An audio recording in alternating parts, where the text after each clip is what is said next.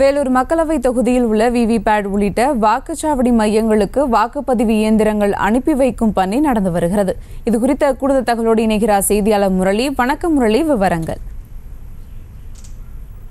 சுபா, அந்த நாடாளுமன்ற தேர்தல் நாளை காலை 7 மணிக்கு துவங்க உள்ள நிலையில அந்த வேலூர் மாவட்டத்தில் உள்ள 5 சட்டமன்ற தொகுதிகளுக்கு, அதாவது 556 இடங்களில் நிறுவப்பட்டுள்ள 1307 வாக்குச்சாவடி மையங்களுக்கு தேவையான அந்த வாக்குப்பதிவு இயந்திரங்கள், அதாவது மின்னணு இயந்திரங்கள், அந்த பேலட் யூனிட்கள், அப்புறம் விவிபேட், அதோடு அந்த வாக்காளர்களுக்கு தரக்கூடிய மைகள், அந்த வாக்காளர் பட்டியல் உள்ளிட்ட 21 பொருட்கள் அடங்கிய அந்த கொண்டு செல்லும், அதாவது வேன்களில் அந்த வாக்கு மையங்களுக்கு கொண்டு செல்லும் பணியானது தொடர்ந்து நடைபெற்று வருகிறது. காலை முதல் நடைபெற்று வருகிறது.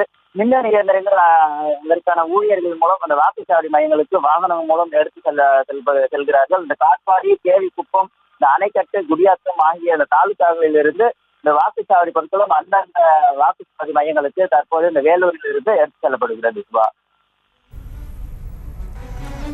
விவரங்களுக்கு நன்றி முரளி. செய்திகளை உடனுக்குடனும் துல்லியமாகவும் தெரிந்து கொள்ள சப்ஸ்கிரைப் பண்ணுங்க.